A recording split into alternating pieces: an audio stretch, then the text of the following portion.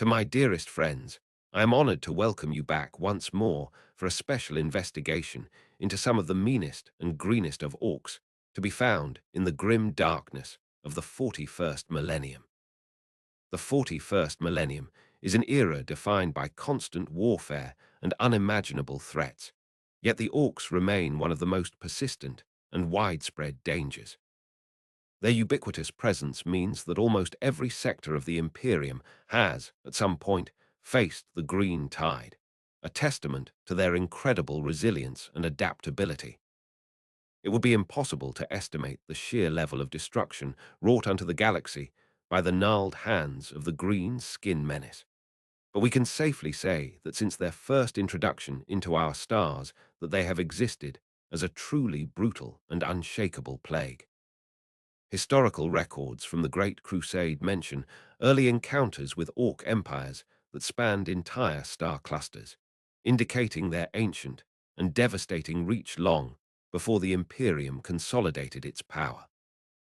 These early orc empires, like the legendary Ulana Empire, were so vast and powerful that it required the full might of the Emperor and his primarchs to dismantle them. The orcs will claim untold thousands of worlds with each passing century, with their violent war path drowning out the cosmos in an unstoppable horde fueled only by their singular passion for war. This innate drive, known as warg, is a psychic field generated by the collective belief and aggression of all orcs, making them stronger, their weapons more effective, and even allowing their ramshackle technology to function. This phenomenon ensures that no matter how many orcs are culled, their numbers and ferocity are continually renewed by the next generation of spores and the growing intensity of their collective psychic energy. Despite their abject barbarism, we have noted that within their vast tribes that the greenskins have developed a rather curious culture, although this will almost always exist simply to push their war path ever onwards. Their culture, while appearing chaotic to outsiders, possesses its own rigid social hierarchies and traditions, often centered around proving strength and martial prowess. This societal framework, underpinned by the principle of might makes right, directs their entire existence towards escalating conflict and continuous expansion. Primarily, most orcs will belong to one of six clans, namely the Goofs, Bad Moons, Evil Sons, Blood, Axes, Death Skulls, or Snakebites. Each clan has distinct characteristics. For instance, the Goths are known for their sheer brutality and love of close combat, while the Bad Moons are wealthier due to faster tooth growth and prefer flashier, more numerous weapons. The Evil Sons are obsessed with speed, painting everything red to make it go faster, a superstition that bafflingly often works within the Warog field. These will shape each boy, molding their attitudes towards war and to life itself, whilst also fostering their own interests in several pursuits, which some may consider to be rather unori. For example, a Death Skull orc has an almost compulsive need to liberate, read, steal, anything not bolted down, believing that loot brings good luck and makes them richer. In contrast, the Blood Axes, considered somewhat peculiar by other orcs, occasionally employ cunning, tactics, and even camouflage, a concept most greenskins find utterly ridiculous and cowardly.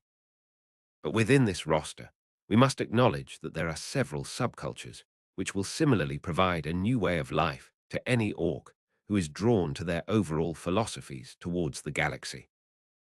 These subcultures often emerge when a group of orcs develops a shared obsession that transcends their clan loyalties, leading to unique fighting styles and societal structures. Examples include the notorious cult of speed or the specialized freebooters, who act as orc pirates and mercenaries, often mixing elements from various clans. We previously the so-called cult of speed, who pervade the clan of the Evil Sons. But for today, my dearest friends, I believe that we should look into the ranks of the Snakebites, where a fascinating cultural force has emerged, and they would be known as the beast snaggas. The cult of speed, while heavily associated with the Evil Sons, can draw orcs from any clan who share a fervent desire to drive ridiculously fast vehicles and crash into things with maximum velocity. Their vehicles, often built with little regard for safety, but immense focus on raw power, are prime example of orc technologies. More is better philosophy, typically painted red to make them go faster. These are orcs who have almost entirely rejected all conventional forms of Ori technology, preferring instead to return to the old ways, where they will exclusively live off the land, primarily relying upon their sprawling hordes of squigs to aid them in their day-to-day life. This rejection of advanced mechanization sets them apart from the cult of speed orcs who venerate ramshackle vehicles, or the bad moons, who often hoard the latest shooters. Beast snaggers represent a return to a more primeval existence, focusing on brute strength and the raw, untamed power of the myriad alien beasts they encounter and conquer. Rather than remaining in a singular established settlement, the Beast Boys will travel as roaming bands of nomads, riding into the sunset at top their caravans of squigs and squig hogs, always on the hunt for a new titanic creature to fall upon and slay in battle. Their migratory lifestyle is not merely for practical reasons, but is deeply ingrained in their spiritual beliefs, as they believe constant movement and the hunt are the truest expressions of orc identity. These massive convoys, often stretching for miles across desolate landscapes, are self-sustaining ecosystems of orcs and squigs, driven by an insatiable wanderlust and hunger for glorious combat. They have been known to issue the rather crude tactics of their species, choosing instead to simply charge into the field as a relentless stampede, always aimed directly at the largest enemies in sight, who they will see as a worthy target to bring low. Unlike the more cunning tactics of some blood axe orcs or the focused firepower of a bad moon warog, beast snaggers prefer direct, overwhelming assaults that demonstrate their physical prowess and the strength of their mounts. This straightforward approach often catches more technologically advanced foes off guard, as they expect complex stratagems rather than a thunderous, squig-fueled charge. The subculture of the Beast Boys has only recently been redefined by imperial xenoanthropologists, but today, with their resources, I will attempt to investigate and describe these feral orcs in as much detail as possible. Previously, imperial records often simply categorized such orcs as feral orcs or wildboys, failing to grasp the distinct cultural nuances and specialized combat doctrines of the beast snaggers. New research, often gleaned from captured orc data slates and highly dangerous field observations, has allowed for a more granular understanding of their unique place within the greenskin ecosystem. We will begin with an overview to their kind, focusing on the many interesting facets of their society, including their unique cultural practices, societal structure, and of their overall attitudes towards war. This will provide a foundation for understanding how beast snaggers integrate their nomadic lifestyle and beast hunting obsessions into every aspect of their lives, from daily rituals to their preferred methods of waging war. Their deep connection to squigs and wild creatures defines their technology, their hierarchy, and even their spirituality. After we will look into two of the most notable of Beast Boys, namely the beast boss known as Mozog Scrag Bard, and of the famed run herder named as Zedrod Vort Snagga. Mozog Scragbad embodies the quintessential beast snagga, a living legend among his kind for his unparalleled hunting prowess and the sheer scale of the beasts he has tamed or slain. Zodgrod Wartsnagger, on the other hand, represents a more unusual, yet equally impactful, facet of beast snagger culture through his unique relationship with squigs and grots. But in any case, with our goal in mind, I do believe that it is time for us to begin. We are to now don our crude disguises and to travel along with the great caravans of the orcs. But know that if we are to be caught in our journey, that we will surely be captured and fed to one of the many great squigs of the beast snaggers. The risks are immense, as orc xenophobia is legendary, and any non-orc, especially an imperial agent, would be considered at best a snack, at worst a particularly entertaining target for brutalization. However, the potential for invaluable intelligence on a rapidly growing orc subculture outweighs the considerable danger, offering critical insights into their warg potential. To fully understand the nature of the beast snaggers, we must first delve into the broader psyche of the orcs as a whole. The orc psyche, often underestimated by imperial strategists, is a complex blend of instinctual aggression, a profound respect for brute strength, and a surprisingly robust, albeit barbaric, sense of communal identity. This collective consciousness, deeply influenced by the warg field, shapes everything from their technology to their social interactions. Perhaps more so than any other faction, the greenskins seem to hold a deep sense of devotion toward what they call as do old ways a brutal adherence to the primal instincts and raw traditions which have defined their savage existence for near all of time. These old ways are not just cultural practices, but are seen as an almost sacred truth, embodying the raw, unadulterated power and simplicity that orcs believe defines their species. They often hearken back to mythological tales of orc legends like the Primorcs or the earliest, most powerful warbosses, whose sagas are sung by boyz and ingrained in every orc's belief system. For the orcs, any notion of progress which strays too far from their innate barbarism is seen not as innovation, but as a bewildering betrayal of what it truly means to be an orc. For example, an orc who meticulously plans out a siege using advanced topographical maps and complex engineering blueprints would be viewed with suspicion, his cleverness perceived as a sign of weakness or cowardice. True orc ingenuity, in their eyes, comes from finding new and more violent ways to smash things, not from avoiding direct confrontation. Their minds are typically driven solely by violence and an impulse, and as an extension of this, it is quite rare for us to find an orc who wishes to sit and ponder on the deeper nature of reality. This impulsiveness manifests in their combat doctrine, where complex strategies are often abandoned in favor of a full throttle charge, and in their technology, which prioritizes raw destructive power over efficiency or safety.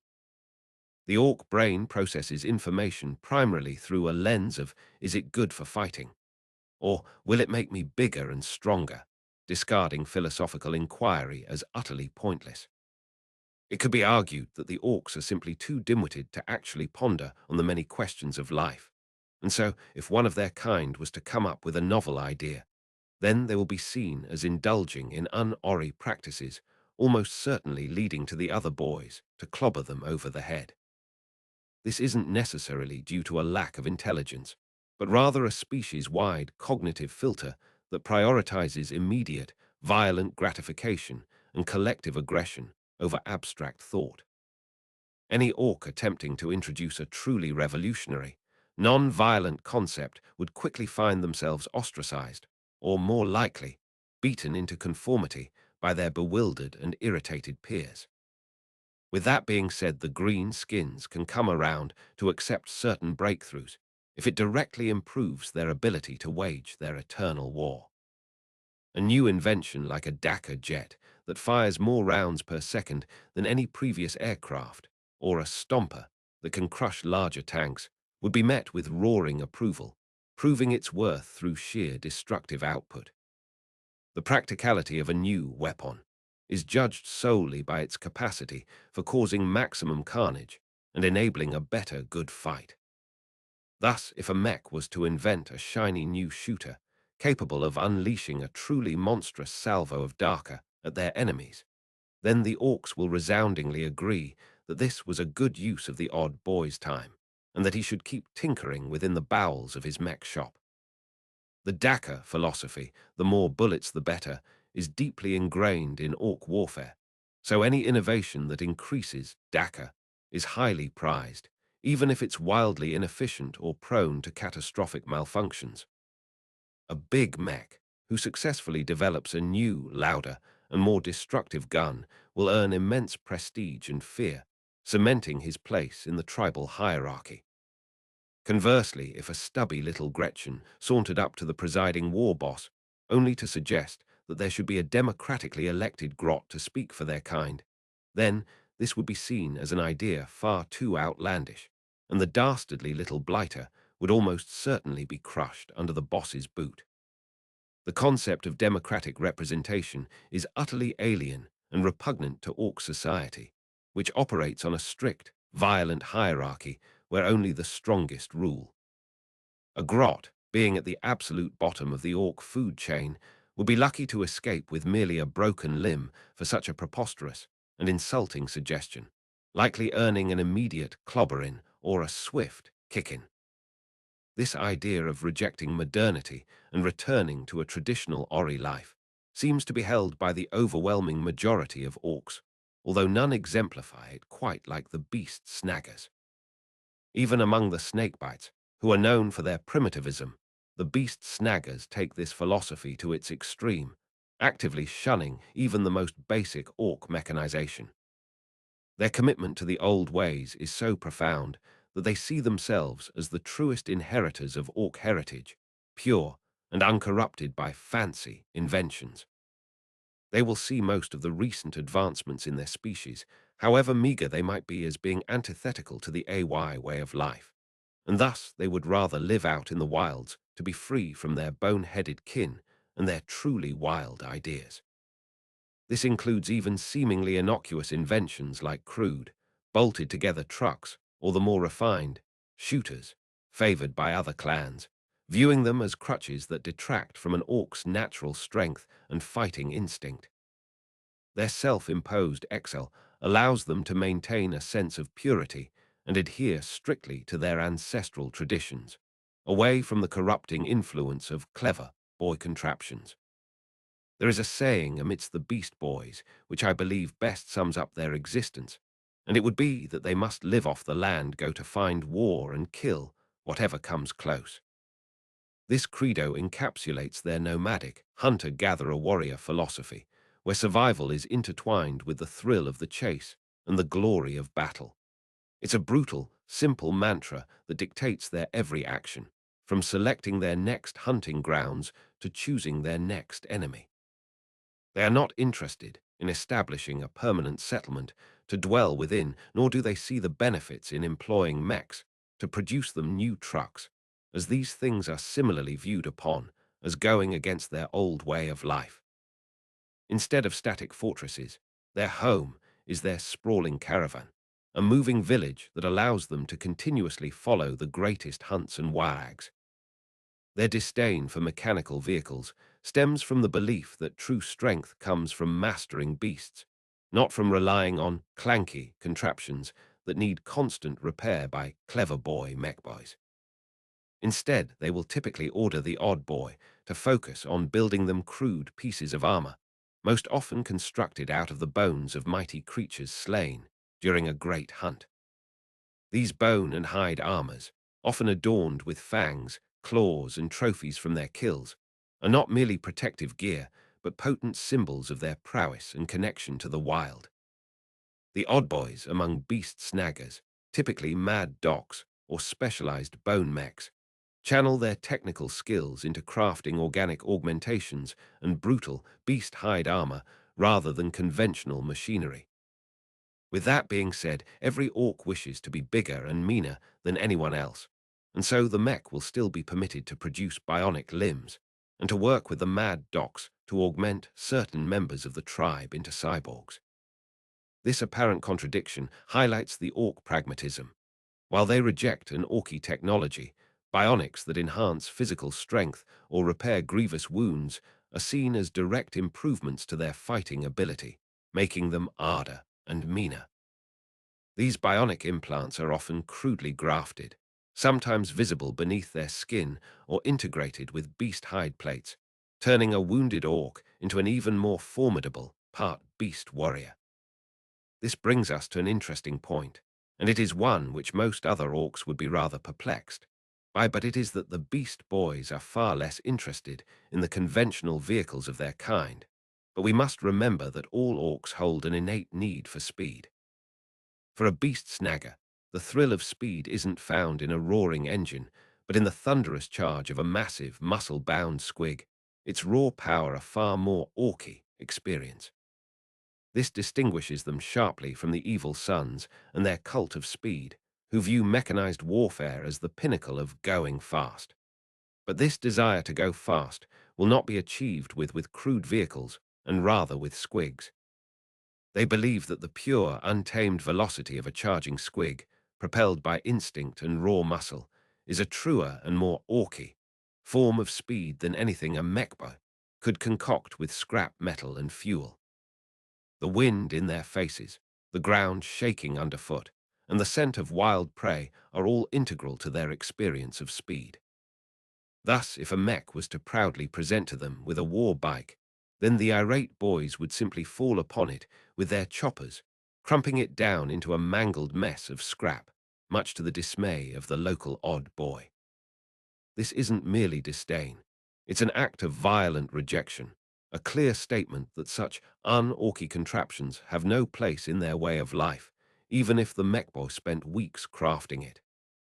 The warbike, with its whirring gears and predictable engine, would be seen as a weak, pathetic substitute for the raw, unpredictable power of a living beast. At this point, however, they would simply strap the ruined vehicle onto the back of a large squig, creating something of a chariot, or in the most extreme of cases, a kill rig. This demonstrates their pragmatic adaptability, repurposing un-orky tech into something that fits their beast-centric lifestyle, transforming a symbol of mechanization into a more potent, squig-drawn war engine. A mangled truck chassis might be lashed to the back of a trampler squig, becoming a platform for a heavy weapon or a transport for Gretchen, blending old and new in their own unique fashion. To briefly explain as to what a squig actually is, they are another variant of the orid species, being related to the greenskins themselves, though they are incredibly primitive creatures, possessing not in the way of intelligence or even basic survival instincts. Squigs are essentially biological living weapons or resources, existing in countless forms, from the small, biting snot squigs to the gigantic squigosaur.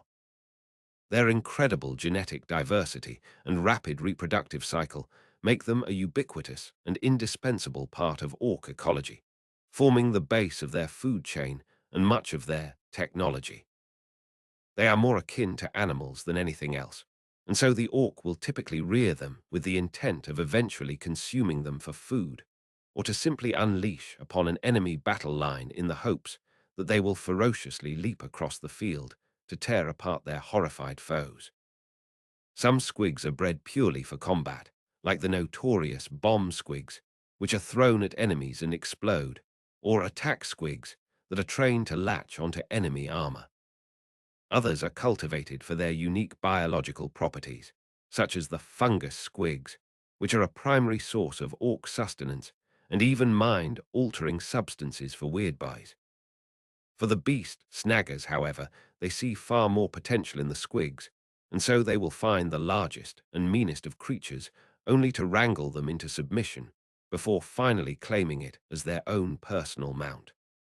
This act of taming a wild squig is a grueling test of strength and courage, a rite of passage that defines a beast snagger's worth and earns them respect within the tribe. A truly colossal mount, like a squigosaur or a gorgorth, is a testament to the rider's unparalleled might and a highly prized possession, often passed down through generations of beast riders. Most beast boys will aspire towards owning their own squig to ride, but inevitably, some will fall and be devoured by the creature in their feeble attempts to tame it. This high mortality rate is simply considered a natural part of the process, a weeding out of the weak, as only the strongest and most determined orcs are worthy of commanding such dangerous mounts. Tales of failed taming attempts often become cautionary fables, underscoring the lethal nature of these creatures and the sheer grit required to master them. Because of this danger, the Beast Boy tribes will also maintain the healthy orc tradition of squig rearing, where runt herders will raise squigs of every variety, and if a boy can pay for it, then they may simply purchase a semi-trained squig from the local orc. These runt herders are specialized orcs who possess a rare knack for handling squigs, often using methods that would be considered surprisingly patient by orc standards to train them. Their squig farms are vital economic hubs within the caravan, providing a continuous supply of mounts, food, and various other squig-derived products for the tribe.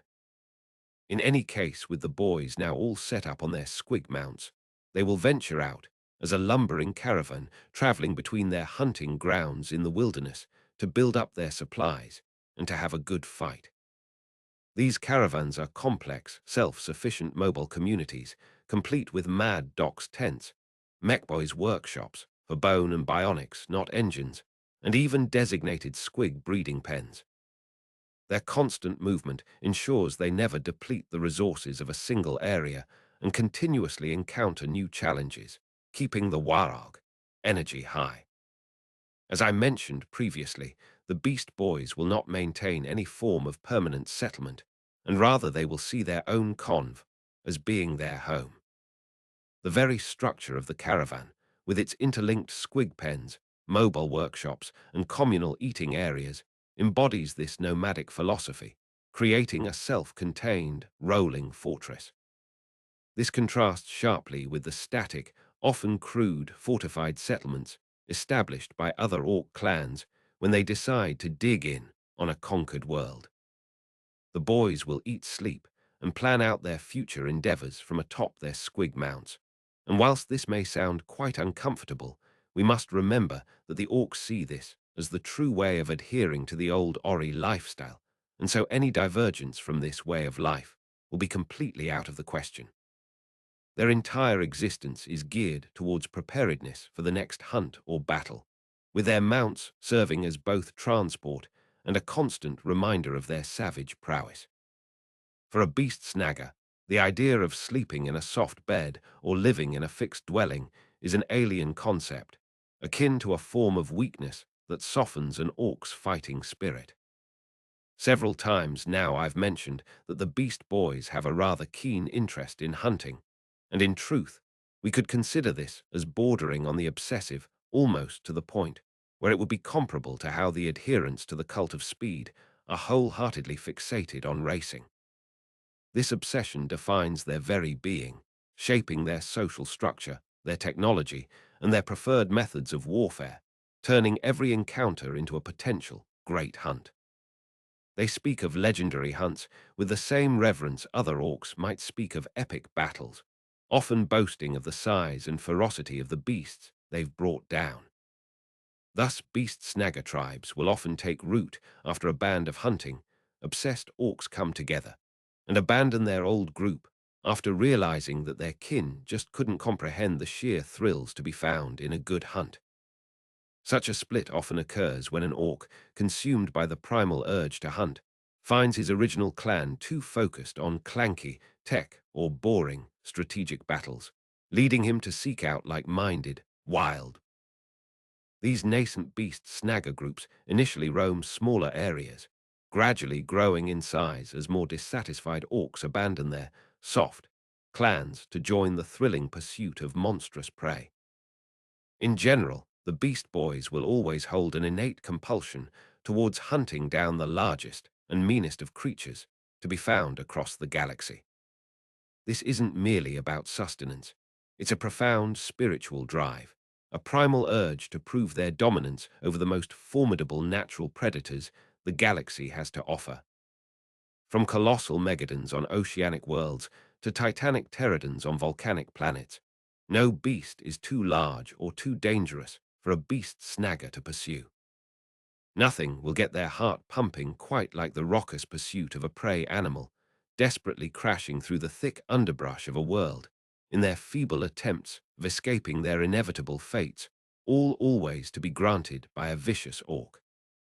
The chase itself is as exhilarating as the kill, a symphony of roars, thundering hooves, and splintering trees that ignites their warog energy.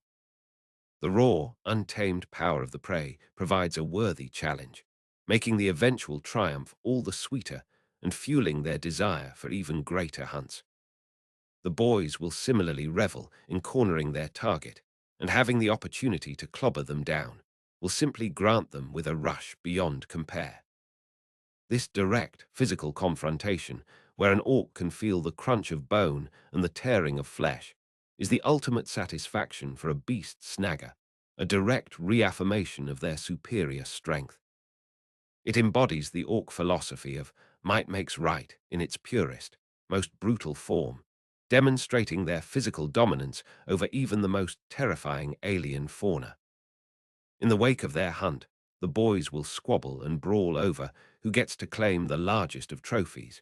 But in almost every case, the residing beast boss will step in and snatch out the bounty for himself.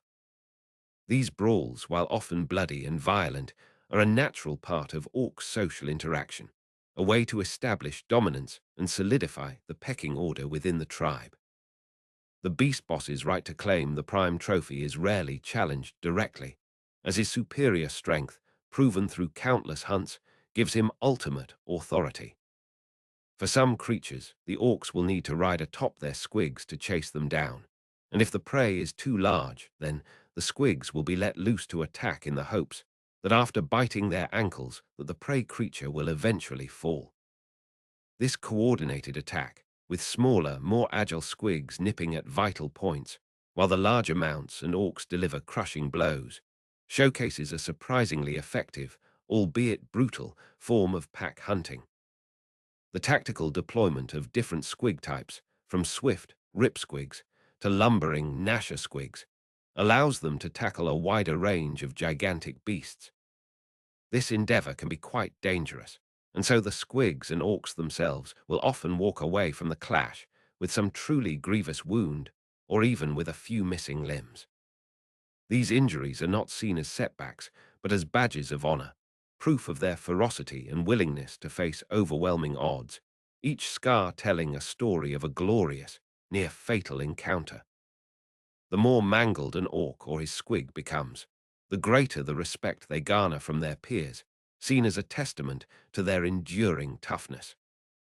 In these cases, the Beast Boys will make an exception to their overall disdain towards the technological advancements of the Odd Boys, and they will actually permit a mad doc to augment their shattered bodies with cybernetic limbs. This selective acceptance of technology highlights their pragmatic outlook. If a bionic limb makes an orc stronger or enables them to continue hunting, it's deemed orky enough. These crude cybernetics, often jury-rigged from battlefield scrap and beast bones, serve to enhance their primal fighting capabilities rather than replace them. These are rather crude amalgamations of recovered scrap and machinery, which have been further improved upon with the addition of dense bones or hides harvested from the many creatures which fell during a hunt. A beast snagger's bionic arm might be a mismatched collection of rusted imperial tank plating and the jawbone of a crutox, all crudely welded and then bound with squig hide. The aesthetic choice to integrate organic trophies into their bionics further reinforces their connection to the wild and their disdain for pure mechanical solutions. If a beast boy is particularly fond of his personal squig, then he may even turn to a team of mechs and pain boys and ask them to fit a large engine or turbocharger into his mount. This extremely rare and dangerous procedure, often involving surgical implantation of mechanical components directly into the squig's musculature, is the ultimate expression of a beast snagger's devotion and desire for extreme power. The mech boys and pain boys involved in such a task must work quickly and skillfully, often under immense pressure from the demanding orc and the squig's thrashing limbs. This is an incredibly risky affair, and it will often result in a few of the odd boys being devoured by the squig, but if they are indeed successful, then the beast will often end up being inexplicably faster than before. The warg field, combined with orc belief, often allows these biologically improbable modifications to function, turning an already fearsome beast into a near unstoppable engine of destruction. Such engine squigs are the ultimate status symbol, their speed and power making their owners legendary among the beast snaggers. Turning to the boys themselves, we must realize that due to their lifestyle that they are often considered as being generally tougher and stronger than of their slightly more civilized of kin. Their constant exposure to harsh environments Relentless physical challenges and daily struggles against wild creatures imbues them with an unmatched resilience and raw physical power. Unlike many city-dwelling orcs who might grow complacent in established settlements, beast snaggers are perpetually honed by the demands of the wilderness. They have become adapted to their nomadic existence, and from each passing day, spent under the harsh midday sun, their own hides will have grown covering their dense musculature, built up from hunting and wrangling hundreds of beasts into submission. Their skin often takes on a thicker, more leathery texture, scarred and calloused from countless battles, making them resistant to all but the most grievous wounds. This physical hardening is not just a biological adaptation, but a point of immense pride, distinguishing them from soft orcs who haven't endured the rigors of the wild. It has been noted that when the beast boys encounter other orcs who have settled down in rather comfortable settlements, that they will typically flaunt their superior strength, most often by simply brawling and clobbering the weak little runts. These encounters often devolve into savage brawls, where the beast snaggers assert their perceived dominance over their soft kin, seeing the settled orcs as having lost their orkiness. Such displays of raw power serve as a brutal reminder to other clans of the beast snaggers, unwavering adherence to the old ways and their physical superiority. It is important to note that the beast snaggers will happily classify an enemy army as being worthy enough prey to fall upon in a great hunt. For a beast snagger, a regiment of Imperial Guard or a detachment of Chaos Space Marines is simply a different, albeit equally satisfying, type of big game to pursue and conquer. This unique perspective means they view entire battlefields as vast hunting grounds, each enemy unit a potential trophy waiting to be claimed. Though they probably won't end up with the same caliber of trophy from attacking an Imperial Guard regiment as they would from felling a titanic alien creature. While a human's skull or a broken space marine helmet might not hold the same prestige as a squigosaw's jaw, the thrill of the chase and the ferocity of the fight are just as satisfying. The satisfaction comes from the good fight itself, the clobbering and stomping of any foe, regardless of their species. It still won't prevent them from redirecting their lumbering caravans to get stuck in with the carnage. Once the scent of battle is in the air, the entire caravan becomes a mobile war machine, its direction dictated by the promise of a glorious fight, often trampling anything in its path. Their nomadic nature means they can swiftly converge on battle zones, bringing their unique brand of beast-powered destruction to unsuspecting foes. They will charge down their foes as a tremendous wave of squig-R riding brutes, eager to crash into the enemy lines as a truly unstoppable force. The sheer kinetic energy of thousands of charging squigs, combined with the frenzied orcs atop them, creates a terrifying spectacle that shatters enemy morale long before impact. This massive, living stampede is a sight that has broken the will of countless Imperial Guard regiments and even demonic legions, demonstrating the raw, untamed power of the beast snaggers. Some of the boys will lob smaller squigs or Gretchen deeper into the battlefield, from where they will run about in a state of abject panic, often producing a great deal of disarray in the defenders' lines. These squig hounds or grot bombs act as living projectiles, scattering enemy formations and drawing fire, creating openings for the main beast snagger charge. The terrified squeals of the grots and the frenzied bites of the smaller squigs sow chaos, effectively distracting and demoralizing the enemy before the main assault. Thus far, we have uncovered dozens of beast snagger warbands tearing their way across the stars, and as more time passes, we can be sure that greater and greater SCS of the galaxy will simply be trampled beneath the mighty stampedes of orcs. Their numbers are growing at an alarming rate, posing a significant new threat that Imperial strategists are struggling to counter, as their unconventional tactics and reliance on powerful beasts defy standard doctrines. The unique blend of primal ferocity and surprising tactical ingenuity within their own beast hunting context, makes them a formidable and unpredictable foe. Now that we understand the concept of the beast snaggers, let us explore their nomadic culture in a little more detail. Their culture, while appearing simple, is deeply interwoven with their environment and their interactions with the galaxy's most dangerous fauna, shaping every aspect of their society from birth to death. Understanding their nomadic existence is key to grasping their resilience and why they pose such a unique threat. We should first acknowledge that there is a deep connection between the tribal orcs who have embraced this way of life and of those within the clan known as the Snakebites. The Snakebites, renowned for their primitive ways, animistic beliefs, and unparalleled expertise in squig rearing, are the natural ideological forebears for the beast snaggers. Many beast snagga warbosses and weird boys trace their lineage or initial training back to a snakebite tribe, inheriting their deep reverence for the old ways. I have previously covered this clan in more detail, but as a brief synopsis, the orcs of this group are typically seen as being rather backwards, since they tend to reject most technological advancements, preferring, instead, to rely upon more primitive methods for living off of the land.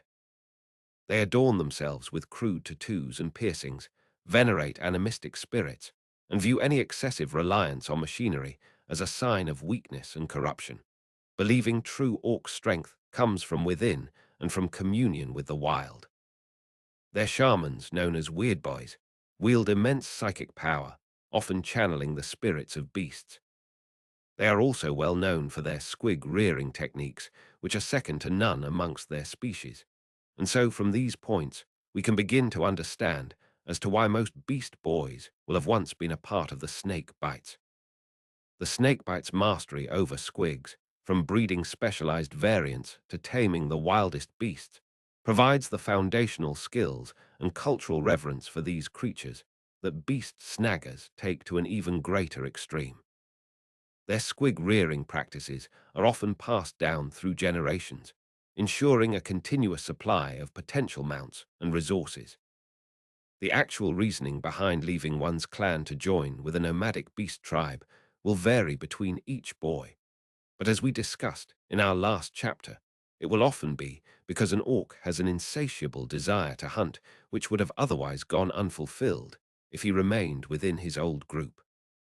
An orc's genetic imperative for violence and dominance, when focused purely on hunting, can manifest as a deep dissatisfaction with the more settled or mechanically inclined lifestyles of other clans. This internal drive, a rumbling in the gut that only a true hunt can satisfy, compels them to seek out the beast snaggers. Similarly, a boy might have felt that his clan had not truly embraced the old ways of the orcs, perhaps because they had adopted one too many of the mech's curious inventions. Perhaps a Goth tribe began using too many deaf dreads, or a Bad Moon clan focused too much on flash gits with their loud shooters, causing an aspiring beast snagger to feel a disconnect from what he perceives as true orc culture. They might view intricate machinery as a form of cheating, preferring to rely on raw muscle and instinct. But whatever the reason, the orc will pack up his scant belongings in an old squig-haired satchel and set off into the wilderness, hoping to find a like-minded group who will aid him in carving out his own existence upon this world. This solitary journey is a perilous undertaking, as the wilds of most planets are teeming with dangers, but it is a necessary trial for an orc truly dedicated to the beast snagger path. The act of abandoning their former kin is a profound commitment, signifying their total rejection of the soft ways and their embrace of a purer, harder existence. I will briefly note that the urge to become a beast boy can arise in any orc, no matter their clan, and so it is not unheard of for a member of the Goofs or Bad Moons to similarly abandon their kin in the hopes of forming a new life. While less common, an orc from a technologically advanced clan might suddenly find themselves possessed by an overwhelming, primal urge to hunt, feeling a deep dissatisfaction with the clanky life. These converts are often even more zealous in their adherence to the old ways, seeking to prove their commitment to their new beast snagga kin. We could imagine that it would be easier for an orc within the Snakebites to suppress their urges, since they would already be in a rather primitive settlement. But it would likely be quite painful for an aspiring beast boy to live within a sprawling camp, particularly if it was controlled by a rather inventive big mech. An orc's warag energy thrives on challenge and direct confrontation, and being surrounded by fancy contraptions and clever boy thinking would be antithetical to their core being, causing a constant, aggravating dissonance. The smell of oil and the whir of machinery would likely drive such an orc to an unbearable level of irritation, pushing him to seek the scent of wild beasts and the open air. In any case, once a boy has found a beast snagga camp, he will quickly fall in with the existing hierarchy, although I would not be surprised if he had to first prove himself as being truly devoted towards the old way. This initiation often involves rigorous tests of strength, endurance, and hunting skill, designed to ensure the newcomer is genuinely committed to the beast snagga lifestyle, and not just a soft orc seeking a change of scenery. The proving grounds might include wrestling the tribe's meanest squig, or solo hunting a particularly dangerous local predator. At this stage, he might have to brawl with the other boys as a means of displaying his strength, or by setting out on a hunt where the quality of his recovered trophy will stand as evidence of his abilities. The size and ferocity of the beast he brings back, or the number of opponents he can clobber in a spontaneous brawl, directly correlates to his acceptance and initial standing within the beast snagga tribe. A particularly impressive trophy, such as a venomous fang or a massive scale, would guarantee his place and earn him the respect of the beast boss. This, however, is just speculation, as we currently have no clear records as to the initiation of an orc into a beast snagga tribe. Imperial observation of such rituals is extremely hazardous and incomplete, often relying on fragmented accounts from captured orcs or the distorted reports of a weirdbuy's psychic visions. The inherent secrecy and brutality of orc tribal customs make detailed ethnographic study a near impossible task. But with that said, we do know that the orcs will always believe that bigger is better, and so each tribe will be led by a beast boss who has clobbered all others to now stand as the undisputed warlord of this barbarous group.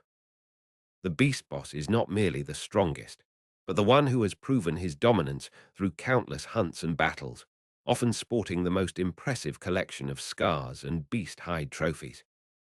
His leadership is absolute, maintained through intimidation and the constant reaffirmation of his superior strength, ensuring the tribe remains focused on the largest prey and the greatest warog. Orc tribes are always rather fluid, and so a stronger orc may one day step forward to challenge him for the mantle of boss, or in a more extreme case, a rival tribe may simply envelop them during a war, crumping the majority of the boys, whilst absorbing the survivors into their own ranks. This constant state of flux, where leadership is continually tested and tribes merge or splinter, ensures that only the most powerful and adaptable orcs rise to the top, keeping the entire species brutally efficient. A war crumping, or full-scale tribal absorption, is a common way for larger, more successful beast snagga warbosses to expand their influence and gather more followers, strengthening their warag. The daily life of a beast boy will be one of constant motion, as their entire tribe will remain in a nomadic state, traversing the open wilderness until they either enter into a hunt or a battle. This perpetual movement ensures they are always seeking out the next challenge, the next monstrous beast, or the next good fight, preventing stagnation and keeping their warag energy at peak levels. Their caravans are essentially mobile ecosystems, constantly adapting to new terrains and new threats, with every orc having a role in its continuous forward momentum. None of their kind would ever suggest the foolish idea of settling down or constructing a campground, as it would simply hinder their ability to hunt down their prey. For a beast snagger, a fixed settlement is an anchor, a sign of weakness that roots an orc to one spot, diminishing his primal urge to roam and conquer. They view such static structures as cages that trap the free spirit of an orc, preferring the boundless freedom of the open plains and the thrill of the chase. Instead, they will happily travel in the aforementioned caravans, consisting of potentially thousands of huge squigs, each topped by the boy who wrangled them into submission. These colossal convoys are a testament to the beast snagga's organizational capacity, with each orc responsible for their mount, and the whole moving like a prehistoric, green-skinned armada. The sheer scale of these caravans can be daunting, a rolling tide of muscle, teeth, and orcs that leaves a path of devastation in its wake. Though the beast snaggers typically reject all conventional forms of vehicle, we must acknowledge that at the center of most convoys, we will find a truly immense scrap fortress known as a kill rib. The kill rig is a paradoxical yet essential piece of beast snagger technology, a crude, colossal wagon that acts as the heart of their nomadic tribes, providing transport for non-riders and heavy firepower. It represents a pragmatic compromise, allowing them to carry heavy weapons and supplies while still adhering to their beast-centric philosophy by being pulled by gargantuan squigs. These tremendous wagons will consist of a towering multi-leveled platform large enough to fit dozens of boys and mounted weapons, all of whom will be pulled by the behemothing Tra fond farewell. And so I bid you all adieu for the time being. Yet, as we close one tome of greenskin culture, another invariably falls open, for the orcs are a species of infinite, albeit brutal, variety. Having explored the primeval ways of the beast snaggers, it seems only fitting that we now turn our gaze towards a subculture that, in many ways, represents their complete antithesis. While the beast boys reject modernity and embrace the wild, there exists another group of orcs who have cast off the shackles of clan loyalty not for a return to the old ways, but for a life of untethered piracy and adventure upon the void seas. These are the freebooters. The freebooters are orc pirates, mercenaries, and corsairs, a motley collection of outcasts, exiles, and ambitious boys who have abandoned their clans for the promise of plunder, glory, and the freedom of the open void. Unlike the beast snaggers who are bound by a rigid adherence to their primal philosophy, the freebooters are defined by their very lack of cohesive ideology, save for the universal orc desires for a good fight and a great deal of loot, or as they would call it, teef and booty. Their culture is a chaotic amalgamation of traditions and practices stolen and adapted from every race they encounter, creating a uniquely flamboyant and unpredictable breed of greenskin. The path to becoming a freebooter is a varied one. Some orcs are exiled from their tribes for being too cunning, too treacherous, or simply too ambitious for their warboss to tolerate. Others may be the sole survivors of a shattered warag, their clan destroyed and their purpose lost, forcing them to find a new life amongst the stars. Yet many more choose this path willingly, drawn by the romantic, violent allure of a pirate's life, captivated by tales of legendary captains who command fleets of gargantuan space hulks and possess mountains of treasure. This attraction to a life of flamboyant individualism is what truly sets them apart from their more clan-bound kin, who typically find their identity within the collective. A freebooter band is led by a captain, an orc who is not only the biggest and strongest, but also the most charismatic and cunning of the lot. Unlike a traditional war boss whose authority is maintained almost exclusively through brute force, a freebooter captain must also possess a flair for the dramatic, a knack for finding valuable plunder, and the ability to keep his unruly crew in line through a combination of violence, bribery, and grand promises. The captain is often the most ostentatious orc on the ship, sporting ridiculously oversized hats, garish coats looted from imperial admirals, and a collection of the flashiest, most powerful weapons he can acquire. His authority is absolute, but it is also precarious. A single failed raid or a perceived moment of weakness can lead to a violent mutiny. The ships of a freebooter fleet are as varied and ramshackle as their crews. They primarily consist of captured and heavily modified vessels from other races, or colossal space hulks which they have claimed and repurposed. An orc kill cruiser might sail alongside a crudely repaired Imperial cruiser, its aquilers defaced with grinning orc glyphs, and its launch bays now filled with clunky diffcopters. These ships, known as cruisers or simply ulks, are constantly being tinkered with by the crew's mech boys, who add more guns, more armor plates, and more inexplicably functioning technology with every passing day.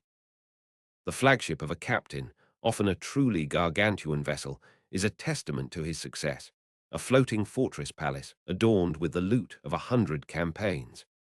Life aboard a freebooter vessel is a constant state of anarchic celebration, punctuated by moments of extreme violence. When not engaged in battle, the crew will pass the time by brawling, gambling with looted treasures, and boasting of their past exploits. Gretchen are employed to brew potent fungus grog, and the ship's halls echo with the sound of raucous shanties and the percussive banging of tools on metal as the mechs make their improvements. This seemingly chaotic environment is, however, governed by a loose set of pirate codes, the most important of which is that the captain gets the best loot, and any arguments over plunder are to be settled with a good crumpin. One of the most defining characteristics of the freebooters is their willingness to work as mercenaries for other races, a concept that is utterly baffling to most other orcs.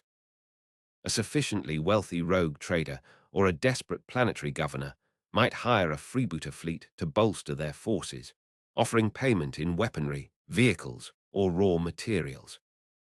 This arrangement is always temporary and fraught with peril, as the orcs. Loyalty extends only as far as the next payment, and they are just as likely to turn on their employers once the fighting is over to claim all the loot for themselves. Nevertheless, for those with the nerve and the resources, the sheer destructive power of a freebooter mob can be a valuable, if dangerously unpredictable, asset. Within the ranks of a freebooter crew, we will find orcs from every clan, their old allegiances cast aside in favor of their new piratical identity. A former Goth nob might serve as the captain's first mate, his love for close combat finding a new home in brutal boarding actions. A bad moon mechboy, drawn by the promise of the flashiest loot in the galaxy, will be responsible for maintaining the ship's guns and engines. Even a cunning blood axe might find his talents for strategy and ambushes valued in a way they never were in his old tribe. This melting pot of different clan philosophies creates a uniquely adaptable and versatile fighting force, capable of employing a wider range of tactics than a typical, more homogeneous orc warag. Among the most peculiar of the freebooters, retinues are the flash gits. These orcs are the absolute elite of greenskin society, obsessed with wealth, status, and possessing the biggest, loudest, and most ostentatiously customized guns imaginable. Known as snazguns, these weapons are masterpieces of mechboy engineering, often adorned with gold plating, precious gems, and the pelts of exotic beasts. A flash git sees himself not merely as a warrior, but as an aristocrat of violence, a connoisseur of daca. They form the captain's personal bodyguard, their devastating firepower capable of shredding enemy infantry and light vehicles in a storm of brightly colored death. The sheer cost of maintaining such a warrior means that only the most successful of captains can afford to field a full mob of them. Ultimately, the freebooters represent the individualistic and opportunistic streak that lies dormant within the orc psyche. They are a testament to the fact that even in a species driven by the collective psychic force of the warag, there is room for personal ambition and a desire for something more than just endless war for its own sake.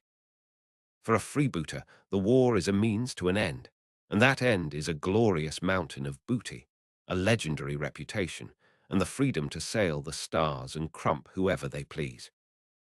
They are a vibrant, dangerous, and utterly unpredictable force in the grim darkness of the 41st millennium, a constant reminder that where there is conflict, there are orcs seeking to profit from it, Now, as we have touched upon the elite warriors of the freebooter captains, let us delve a little deeper into the nature of the Flash Gits, for they are a fascinating case study in orc culture.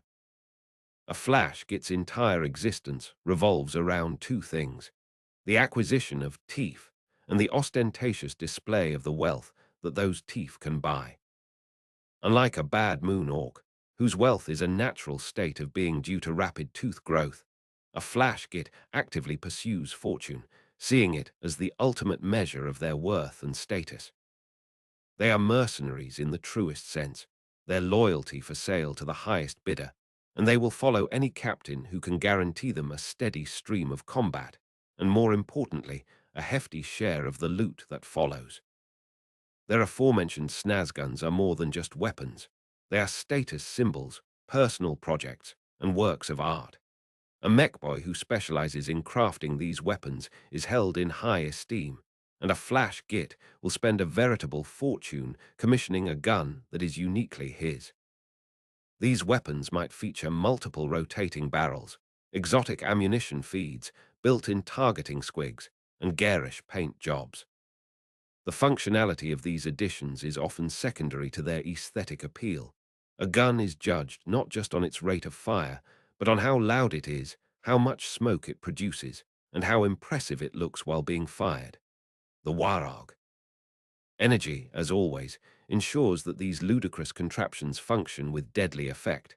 They're custom-built, custom shooter, rounds capable of punching through even space marine power armor. The social hierarchy within a mob of Flash Gits is determined almost entirely by the quality of one's gear. The leader of the mob, known as the captain, not to be confused with the overall ship's captain, will invariably possess the most impressive snazgun, the most heavily gilded bionics, and the most flamboyant pirate attire. Disputes are often settled not by brawling, which risks damaging their expensive equipment, but by a shoot-off, where the Flash Gits will demonstrate the power and flashiness of their weaponry on a designated target, be it a captive, a derelict asteroid, or an unfortunate grot. The orc whose weapon produces the most spectacular display of destruction is declared the winner, solidifying his position in the pecking order. This obsession with material wealth extends to every aspect of their being. A Flash Git will often have his own teeth pulled and replaced with ones made of gold, adamantium, or other precious materials. Their armor is festooned with trophies, medals, and expensive trinkets looted from their victims. Even their ammunition is sometimes customized, with some firing shells that explode in a shower of glittering, razor-sharp shrapnel, a display that is as deadly as it is flashy. They are the braggarts and show-offs of orc society, their every action a performance designed to display their immense wealth and superiority over the common boys. Yet for all their finery and posturing, they are still orcs, and their desire for a good fight is as strong as any other.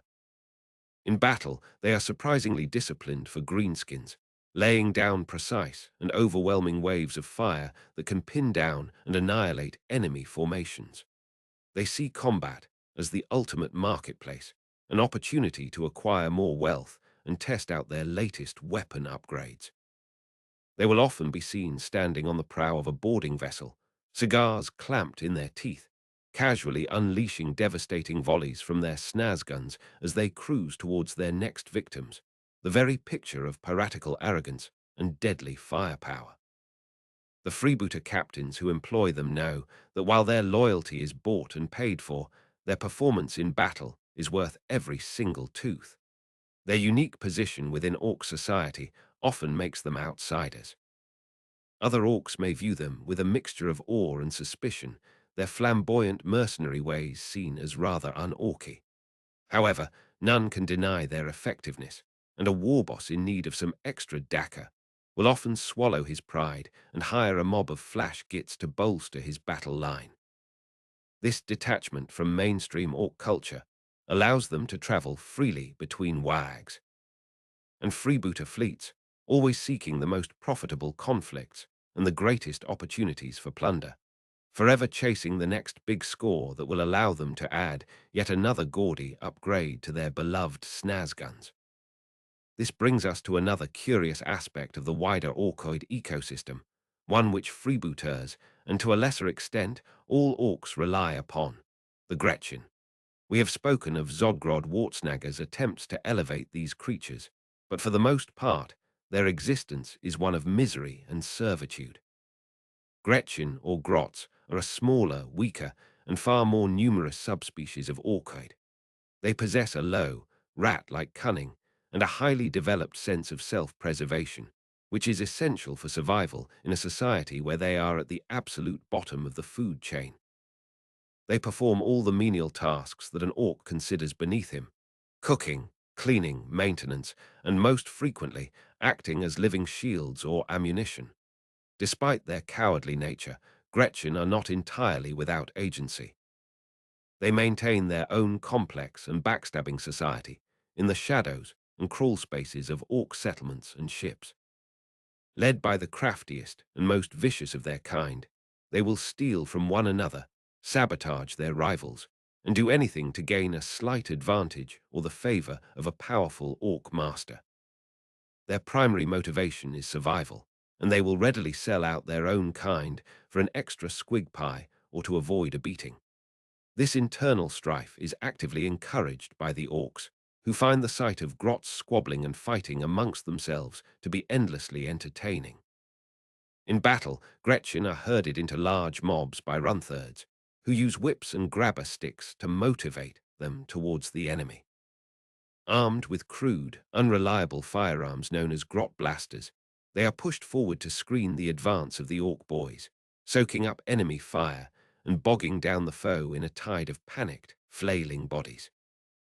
While their individual combat prowess is negligible, their sheer numbers can sometimes overwhelm a position, or at least provide a sufficient distraction for the real warriors to get into position. A common runthurd tactic is to point his mob in the general direction of the enemy, and then fire his own weapon over their heads, causing them to surge forward in a blind panic. However, some Gretchen, through luck or cunning, manage to find a niche where they can thrive. Many display a surprising aptitude for mechanical work, and it is not uncommon to find grot assistants, known as oilers, working in a mechboy's workshop, performing delicate tasks that an orc's clumsy fingers cannot manage. Others are tasked with crewing the complex and dangerous artillery pieces of the orc army, such as lobbers and cannon. This is an incredibly hazardous job, as the weapons are prone to misfiring or exploding, but the Gretchen crew are considered entirely expendable, and there are always more to take their place. For a grot, being assigned to an artillery crew is both a death sentence and a position of strange prestige, as they get to handle some of the biggest guns in the Warog. The most ambitious and intelligent Gretchen might even aspire to pilot their own war machines. Grot tanks, or grot panzers, are small, ramshackle armored vehicles crewed entirely by Gretchen. They are often built from scrap metal and discarded parts, each one a unique and highly unreliable creation. Operating in squadrons, these tiny tanks will swarm the enemy, their small-caliber cannons spitting a surprising volume of fire. While a single grot tank poses little threat, a large mob of them can be a genuine nuisance, their erratic movements and unpredictable weaponry causing chaos and confusion on the battlefield. This represents the pinnacle of grot achievement, a brief moment of empowerment before they are inevitably blown to smithereens. Their relationship with their orc masters is a complex one of symbiosis and abuse. The orcs need the Gretchen to perform the essential tasks that keep their society functioning, yet they despise them for their weakness and cowardice. The Gretchen, in turn, fear and hate the orcs, yet they are entirely dependent on them for protection and sustenance. This brutal dynamic is the foundation of orcoid society, a perfect microcosm of the might makes right philosophy that governs their entire existence. Every grot dreams of a day when they can rise up and overthrow their oppressors, a dream that is embodied in the legendary Grot Rebellion, a semi-mythical event that gives a glimmer of hope to this long-suffering subspecies. Whether such a revolution could ever truly succeed remains a terrifying and for the Imperium, a potentially catastrophic question. The thought of a galaxy spanning Grot Warog, led by a figure like Zogrod, is a prospect that even the most hardened Imperial commander would find deeply unsettling. Beyond the Gretchen, there is an even lowlier form of orchid life, the snotlings. These creatures are minuscule, barely sentient beings who represent the most basic and primitive form of the greenskin race. They are born from the same fungal spores as orks and Gretchen, but they lack the intelligence and physical development of their larger cousins. Snotlings possess only the most rudimentary instincts, and their primary activities consist of scurrying around, mimicking the actions of larger orchids, and tending to the fungus farms that are the basis of the orc ecosystem. They are, in essence, the gardeners and janitors of orc society, their tiny hands perfectly suited for cultivating mushrooms and cleaning up the endless refuse that an orc camp produces. Snotlings are often found swarming over orc war machines, performing basic maintenance like tightening bolts, polishing metal, and hammering out dents. They are not instructed to do this.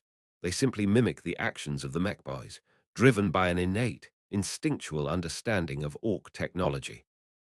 A big mech will often find his latest creation infested with snotlings, each one diligently, if ineptly, attempting to improve it. While their efforts are often more a hindrance than a help, their presence is tolerated as the warog.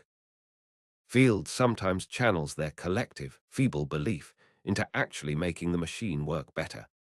They are also used as living tools, their small size making them ideal for being stuffed into pipes to clear blockages or being used as living ammunition for the bizarre shock attack gun. In battle, snotlings are rarely used as a cohesive fighting force, as they lack the cognitive ability to follow even the simplest of orders. However, they will often swarm onto the battlefield of their own accord, driven by a primal urge to be near the action. They might attack the enemy with tiny, sharpened sticks or by biting their ankles, posing little more than a minor annoyance. Some runthurds will gather them into swarms and unleash them upon the enemy, hoping that their sheer numbers and distracting presence will cause some measure of chaos. The most common fate of a snotling on the battlefield, however, is to be trampled underfoot by the charging orc boys, their brief and insignificant lives ending as a green smear on the ground. Yet, for all their simplicity, snotlings play a vital role in the orchid life cycle. Their tireless work in the fungus fields ensures a steady supply of food, drink, and raw materials for the entire tribe. They are the foundation upon which the entire brutal edifice of orc society is built. Without the endless, mindless labor of the snotlings, the Gretchen would have to do the work, and without the Gretchen, the orcs would have to do it themselves, a prospect so horrifying that it would likely cause the entire Warog to collapse in on itself. Thus, these tiny, insignificant creatures are, in their own strange way, one of the most essential components of the greenskin menace. They are the unsung, unheard, and frequently squashed heroes of the Warog, their collective efforts enabling the orcs to continue their endless rampage across the stars. It is a stark reminder that in the grand, brutal ecosystem of the orcs, every creature, no matter how small or pathetic, has its part to play in the universal chorus of war. This intricate biological hierarchy brings us to the very source of the greenskin plague, their unique method of reproduction. The orcs do not reproduce sexually. Instead, they are a fungal life form, shedding microscopic spores throughout their entire lives. These spores are incredibly hardy and can lie dormant in the soil of a planet for years, waiting for the right conditions to germinate. When an orc is wounded or killed, it releases a massive burst of these spores, which saturate the surrounding area. This means that every battle fought against the orcs, whether a victory or a defeat, inevitably seeds the world for a future greenskin infestation. It is this biological imperative that makes the orcs such a persistent and seemingly ineradicable threat to the galaxy. Once the spores have taken root, they begin to develop into a subterranean fungal ecosystem. The first organisms to emerge are squigs, which serve to oxygenate the soil and spread the fungus further. Soon after, the snotlings will appear, their simple minds instinctively driving them to cultivate the fungus patches, creating the ideal environment for their larger cousins. Next come the Gretchen, who will begin to construct crude shelters and organize the snotlings into labor gangs. Finally, after this entire ecosystem has been established, the orcs themselves will emerge from their subterranean cocoons, fully grown and imbued with the genetic knowledge of their race. A young orc, known as a youth, instinctively knows how to speak, how to fight, and how to build a crude chopper. This process ensures that a new orc tribe is born with a fully functioning, if primitive, society already in place. The youths will quickly establish a pecking order through brutal brawling, and the strongest will emerge as the new tribe's nobs, and eventually, its war boss. They will then begin to expand, their numbers bolstered by the continuous emergence of new orcs from the fungus. This rapid, asexual reproduction allows the orcs to replenish their losses at an astonishing rate and to infest a planet with terrifying speed. A world that has been scoured of an orc presence can, within a few years, find itself facing a new and even larger warog that has literally grown from the soil. The Imperium has learned, through bitter experience, that the only way to truly cleanse a world of the orc menace is through total exterminatus, burning the very planet to a cinder to ensure that not a single spore can survive. Furthermore, this fungal biology is the source of the orcs' incredible resilience. Their physiology is a strange and efficient fusion of animal and fungus, allowing them to withstand injuries that would kill almost any other creature. An orc can have a limb severed, and if a mad doc is on hand, have it crudely reattached, often with the limb working even better than before. Their internal organs are redundant and simplistic, and their green blood, which contains fungal elements, can quickly clot even the most grievous of wounds.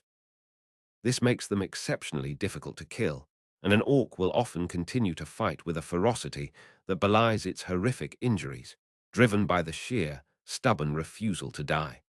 The genetic code of the orcs is also remarkably adaptive.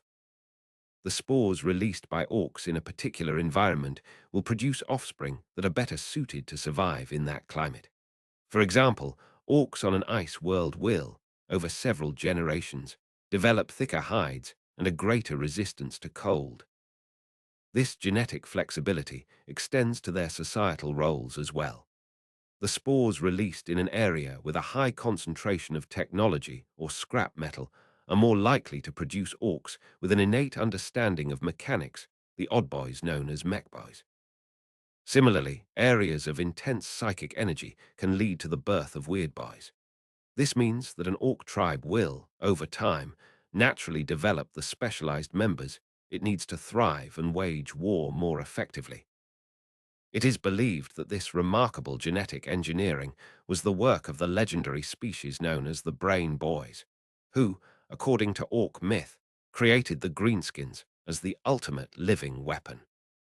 If this is true, then they succeeded beyond their wildest dreams, unleashing a self-perpetuating plague of violence upon the galaxy that has endured for millions of years and shows no sign of abating. Their continued existence is a testament to their perfect design as creatures of war, a green tide that rises and falls but is never truly gone. This inherent adaptability and biological imperative for conflict are perfectly encapsulated in the concept of the warog. As we have discussed, the warog is a gestalt psychic field generated by the collective aggression and belief of the orcs. However, it is also a tangible event, a specific type of mass migration and holy war that is the ultimate expression of orc culture. A warog begins when a particularly powerful and charismatic war boss manages to unite numerous tribes under his command. As more and more orcs flock to his banner, their collective psychic energy begins to build, reaching a critical mass that affects every greenskin in the vicinity. This energy makes them stronger, more aggressive, and even more resilient than usual.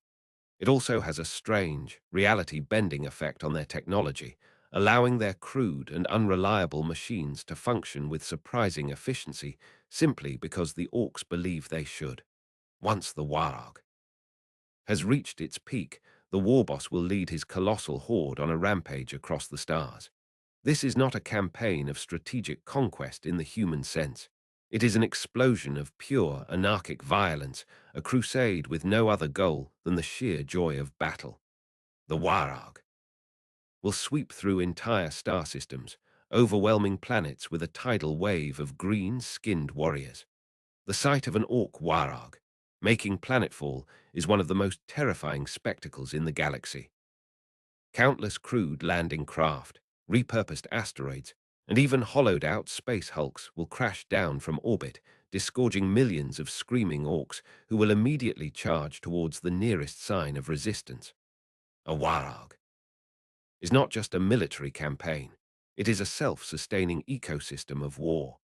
The vast amounts of scrap metal and debris left in the wake of their battles are immediately gathered up by the mech boys and Gretchen and repurposed into new vehicles, weapons, and stompers.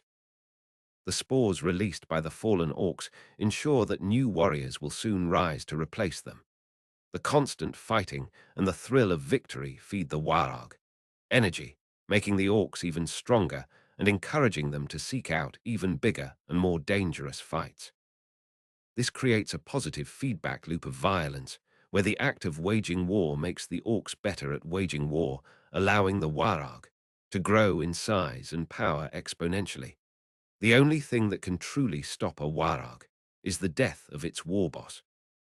Without the powerful personality and psychic focus of their leader, the warg, energy will begin to dissipate and the colossal horde will break apart. The various orc tribes will devolve into infighting, squabbling over the remaining loot and battling for supremacy. The warg will shatter into dozens of smaller warbands, which will then scatter across the sector, seeking new fights and new opportunities for plunder. While this may end the immediate threat of the united horde, it also serves to spread the orc menace even further, as these splinter fleets will go on to terrorize new worlds and seed them for future infestations. Thus, even in defeat, the orcs succeed in their ultimate goal of perpetuating endless war. It is this relentless, cyclical nature of the warg that makes them such an enduring and nightmarish foe for the beleaguered defenders of the Imperium of Man. One of the most infamous and galaxy-altering of these events was the warg, led by the warboss known as Gaz-Kul Mag Uruk Thraka. Originally a humble goth boy on the desolate world of Urk, Gaz-Kul's destiny was changed forever when his tribe was attacked by the space marines of the Raven Guard. During the battle, he suffered a grievous head wound from a bolter shell, which destroyed a significant portion of his skull and brain. He was dragged to the tent of a mad doc named Grotznik, who, in a moment of crazed inspiration, decided to replace the missing part of Gaz-Kul's skull with a slab of adamantium plating. This crude and brutal surgery should have killed him, but instead it triggered a profound change in the orc.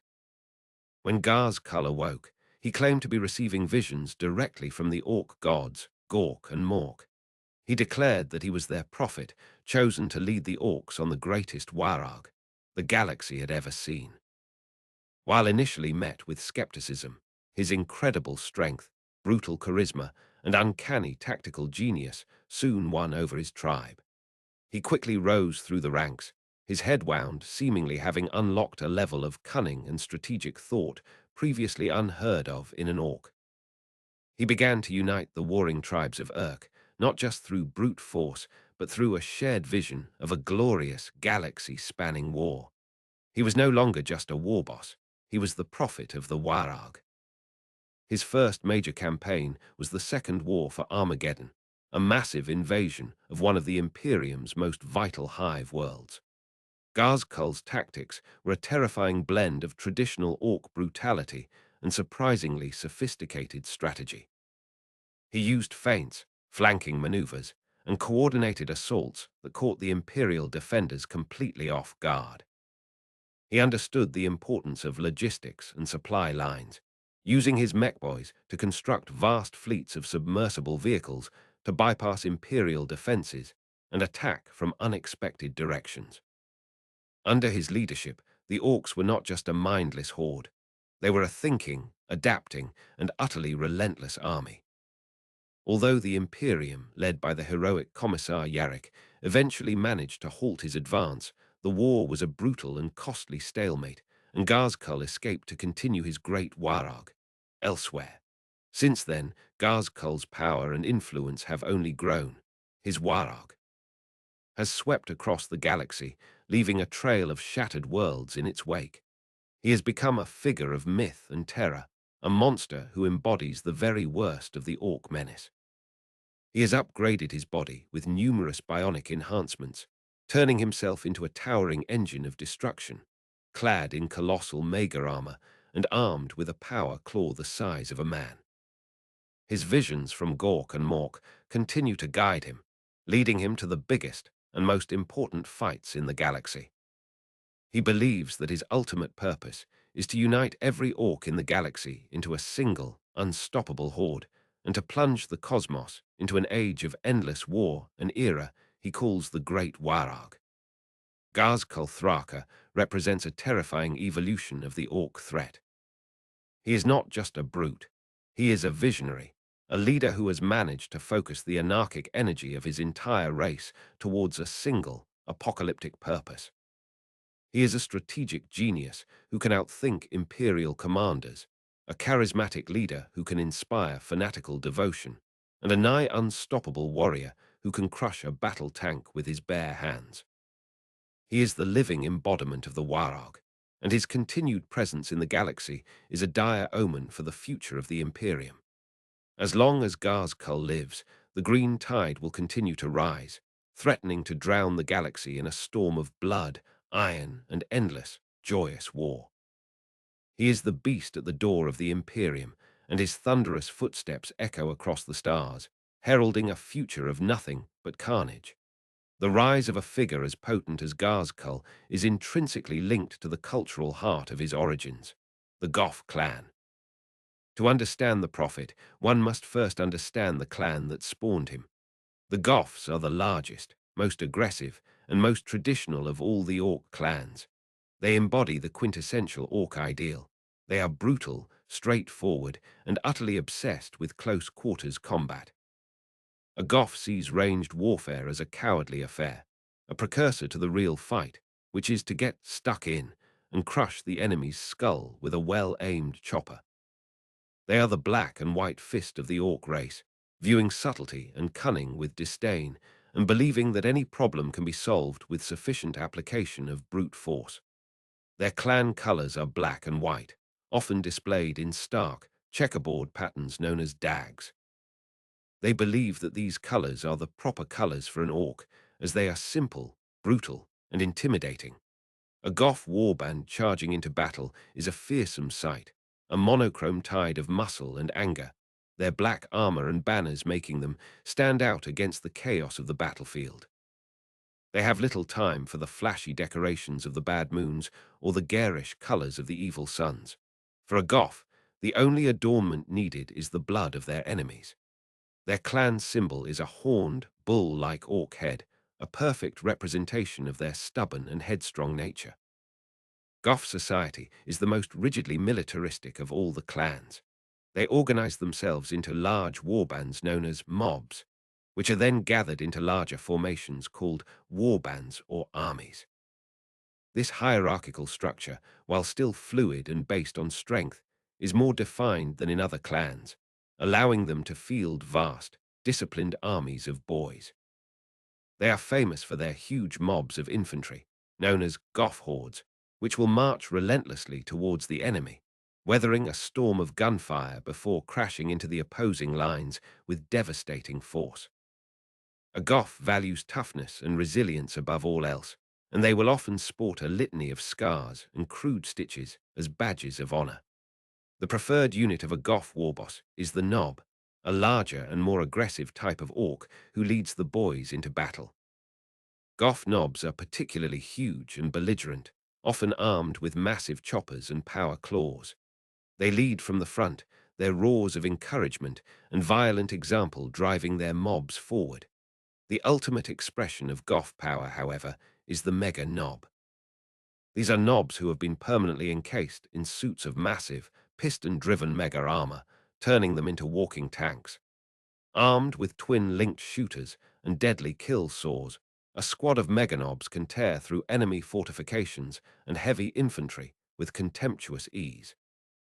They are the iron-hard elite of an already iron-hard clan. Goths have a particular disdain for Gretchen and Snotlings, viewing them as even more pathetic and useless than other clans do.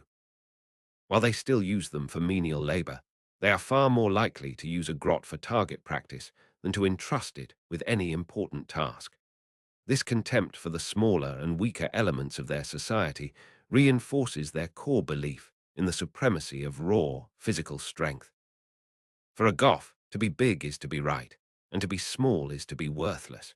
It is this simple, brutal philosophy that drove Garzkul Thraka in his early days, and continues to be the driving force behind the most belligerent and warlike of all the orc clans. They are the heart of the Warog, the black and white engine of destruction that powers the greenskin menace across the galaxy. In stark contrast to the brutal simplicity of the Goths, we find the Bad Moons clan, a group defined by their wealth, arrogance, and love of ostentatious displays of power. The Bad Moons are the richest of all the orc clans, a status they owe to a simple quirk of their biology. Their teeth, which serve as the primary form of orc currency, grow faster than those of any other clan. This constant source of income allows them to afford the best war gear, the most powerful weapons, and the most heavily customized vehicles.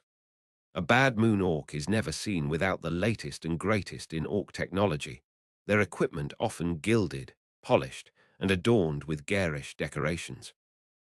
Their clan symbol is a leering yellow moon, often depicted with a fanged grin, and their preferred color is yellow, which they believe represents wealth and prestige. A Bad Moon's warband is a dazzling, if gaudy, sight on the battlefield, their bright yellow armor and vehicles shining under the sun. They are the show-offs and aristocrats of orc society, always eager to display their superior wealth and status to their less fortunate kin. This often leads to friction with other clans, particularly the Goths, who see the Bad Moon's love of flashiness and ranged combat as a sign of weakness and a departure from the proper orc way of war. While a Goth believes in the purity of close combat, a Bad Moon believes in the overwhelming power of Daka. They are firm believers in the adage that more is better, and they will spend their vast fortunes equipping their boys with the biggest, loudest, and most powerful guns available. A typical Bad Moon's mob will bristle with a dizzying array of shooters, big shooters, and rocket launchers, allowing them to lay down a truly terrifying volume of fire as they advance. They are also known for their large numbers of looters, orcs who have become pathologically obsessed with salvaging and integrating heavy weaponry into their own bodies, turning them into walking artillery platforms. The elite warriors of the Bad Moons are the Flash Gits, whom we have already discussed in the context of the freebooters. Indeed, many Flash Gits originate from the Bad Moons, their clan's inherent wealth and love of flashy war gear making it the perfect breeding ground for these mercenary show-offs. A Bad Moon's war boss will often be accompanied by a retinue of Flash Gits, their custom snaz guns serving as both a symbol of his immense wealth and a devastatingly effective bodyguard. The war boss himself will be a towering figure, his power claw often inlaid with gold and his mega armor polished to a mirror shine. Bad Moons are also known for their large numbers of mech boys. Their vast resources allow them to fund the wildest and most ambitious projects of their resident inventors, resulting in some of the most bizarre and powerful war machines in the orc arsenal. From gargantuan battle wagons covered in golden glyphs to shock attack guns capable of firing snotlings across the warp, the workshops of the Bad Moons are a constant source of deadly and unpredictable innovation. They see technology not just as a tool of war, but as another way to display their superiority, their machines always being the biggest, the loudest, and the most likely to have unnecessary but impressive additions. Despite their reliance on wealth and technology, the Bad Moons are still orcs, and they enjoy a good fight as much as any other greenskin. However, they prefer to fight on their own terms, softening up the enemy with a massive barrage of gunfire before closing in to finish them off. They see no honor in a fair fight. For a Bad Moon, the ideal battle is one where their superior firepower has already annihilated most of the enemy before they even get close. They are the merchants and the nouveau rich of the orc world, a clan whose power comes not just from their strength, but from their ability to buy, build, and wield the most dakka. Their endless supply of teeth ensures that they will always be a major power in orc society. Their bright yellow banners are sign of both immense wealth and imminent, deafening gunfire. While the Bad Moons flaunt their wealth and the Goths their strength, there is another clan whose entire existence is dedicated to a single, primal urge, the need for speed. These are the evil sons, the speed freaks and adrenaline junkies of the orc race. An evil Sun's orc believes that the only thing better than a good fight is getting to that fight as quickly as possible, preferably in a cloud of thick, black smoke, and with the roar of a powerful engine shaking the ground. They are the masters of mechanized warfare, their culture entirely dominated by the cult of speed. Their clan color is red, and they adhere to the universal orc belief that red unts go faster. As such, every vehicle, every bike, and often every piece of armor in an evil Sun's warband is painted a bright, garish shade of red. This belief is so strong that the Warog field often makes it a reality, with red-painted vehicles inexplicably achieving higher speeds than their counterparts of any other color. Their clan's symbol is a stylized, fiery sun, often with a snarling orc face at its center, representing their explosive speed and fiery temperament. An evil Sun's Warog is not so much an army as it is a stampede of poorly maintained and heavily armed vehicles. They field vast numbers of warbikes, wartracks, and scorchers, their primary tactic being to charge directly at the enemy at the highest possible speed, guns blazing. They have little time for complex strategy or careful maneuvering. For an evil Sun's orc, the shortest distance between 2 points is a straight line, preferably one that goes through the enemy's front line. This often results in spectacular crashes and explosions, but the evil Sunts see this as all part of the fun, a glorious and suitably noisy way to die. The heart of an evil Sun's army is its large number of mech boys. While all clans have mechs, the ones in the evil Sun's clan are particularly revered, as they are the ones who build and maintain the clan's beloved vehicles. These mechs are constantly experimenting, strapping ever larger engines, more powerful boosters, and more unstable fuel sources to their creations in a never-ending quest for more speed. Safety features are considered an unnecessary and cowardly addition, and an evil Sun's vehicle is just as likely to explode in a fireball as it is to reach its destination. The most respected of these mechs are the big mechs on warbikes, who will ride into battle alongside the mobs, performing hasty repairs on the move with their oversized wrenches and welding torches. The most iconic units of the evil Sunts are the warbikers.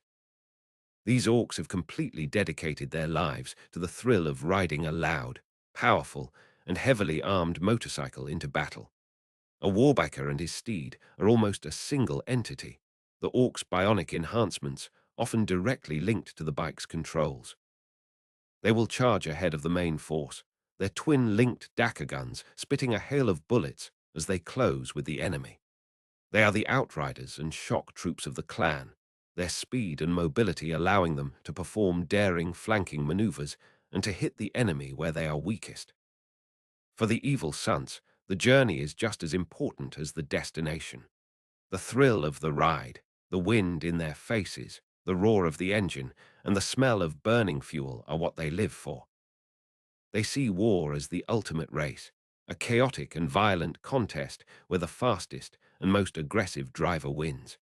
They are the red streak on the horizon, the thunderous roar that precedes a storm of gunfire and explosions.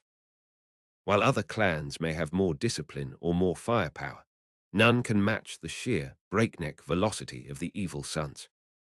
They are a testament to the orc love of noise, speed, and chaos, a clan that believes the best way to live is fast, and the best way to die is in a glorious, high-speed explosion. Of course, not all orcs are as straightforward in their approach to warfare as the Goths or the evil sons. There exists a clan that is viewed with suspicion and distrust by their peers, a clan that has embraced a concept that is utterly alien to most greenskins, cunning. These are the blood axes, the strategists, tacticians, and according to some, the cowards of the orc race. The blood axes are unique in that they have been heavily influenced by their contact with the Imperium of Man, and they have adopted many of the tactics and organizational structures of the Imperial Guard. This influence is immediately apparent in their appearance. Blood axe orcs will often wear salvaged Imperial uniforms, adorn their vehicles with stolen insignia, and even attempt to use Imperial military doctrine, albeit in their own crude and brutal fashion. They are one of the few clans to make regular use of camouflage, a practice that other orcs find baffling and dishonorable. Why, a Goth would argue, would you want to hide from the enemy when you could be charging right at them? For a blood axe, the answer is simple. It is better to shoot the enemy in the back than to be shot in the face.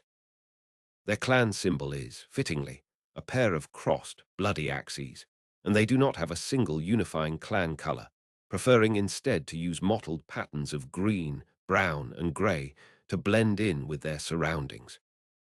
The blood axes are known for their use of commandos, elite specialists who excel at infiltration, sabotage, and ambushes. These orcs will use stealth, guile, and a surprising amount of patience to sneak behind enemy lines, where they will cause chaos by assassinating commanders, blowing up supply dumps, and attacking from unexpected directions. They are led by boss knobs who are masters of stealth, often armed with specialized wargear like smoke bombs and silenced weapons. While their methods are considered un-orky by their peers, none can deny their effectiveness. Another hallmark of the blood axes is their willingness to trade with other races, particularly humans. They are one of the few orc groups who will act as mercenaries for non-orcs, and it is not unheard of for a desperate imperial governor or rogue trader to hire a blood axe warband to fight their battles. This, of course, is an incredibly risky proposition, as the blood axes are notoriously treacherous and will not hesitate to turn on their employers if a better opportunity presents itself. This pragmatism and willingness to deal with outsiders is another reason why they are viewed with such suspicion by other clans. They are seen as being tainted by contact with hummies. Their cunning weighs a betrayal of the straightforward brutality that defines the orc race. The leaders of the blood axes are not just the strongest, but also the most intelligent and devious orcs in the tribe. A blood axe warboss is a master of strategy, capable of planning complex battle plans and anticipating the enemy's moves. They will often employ storm boyz, young orcs who have been equipped with volatile rocket packs, as shock troops, using their mobility to perform rapid flanking maneuvers and to strike at the heart of the enemy army. They understand the value of combined arms, using their infantry, vehicles, and specialists in a coordinated fashion that is rarely seen in other orc wargs. Despite their reputation, the blood axes are still orcs, and they enjoy a good fight as much as any other. However, they believe that winning is more important than fighting honorably. They see no shame in retreating from a losing battle, only to return later with reinforcements to attack from a different angle.